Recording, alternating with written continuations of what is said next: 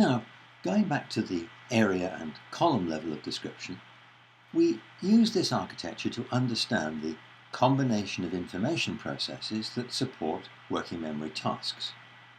But it's possible that other combinations of similar processes might be able to support completion of the same tasks.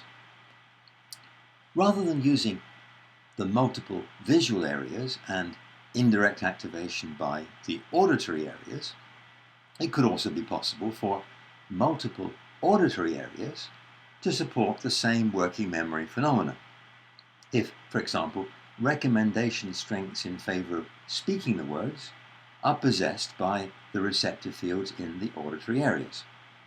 And there could be chunking of groups of meaningfully associated words in more complex monomodal auditory areas, which would mean that there could be working memory for visual items maintained separate from working memory for words.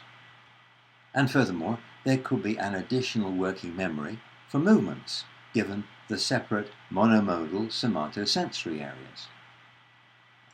A fairly pure visual task, like briefly seeing a group of objects and then being asked to list the objects, typically results in only 4 or 5 being recalled. Although, of course, there could be some degree of chunking. But even for this more visual task, there's still a major verbal component. The object names have to be spoken.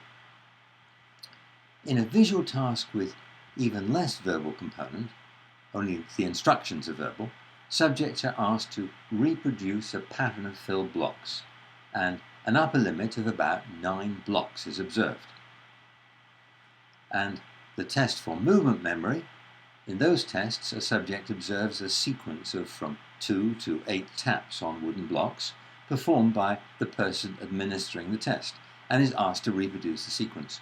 Normal subjects can accurately reproduce sequences of up to about 5 or 6 taps.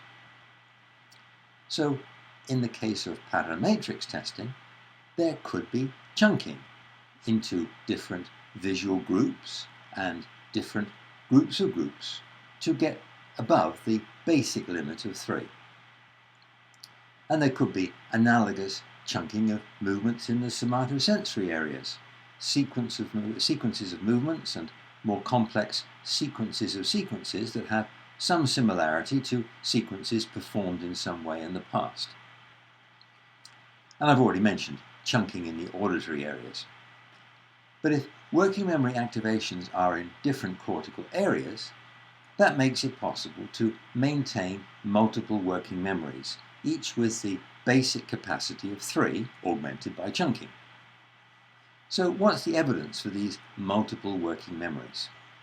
Well, what you can do is compare the effects of different types of distracting tasks during visual, somatosensory, and verbal working memory experiments. If in visual tests, the subject is asked to look at some colourful paintings between observing and remembering, and given the same distraction in somatosensory tasks, you find that their performance deteriorates in the case of pattern matrix test, but doesn't deteriorate significantly for the Corsi blocks testing. On the other hand, if the subject is asked to follow a sequence of pegs by touch between observing and remembering, the distracting movement task has no effect on pattern matrix performance, but degrades Corsi blocks performance. And you can do the same thing between more visual and more verbal recall tasks.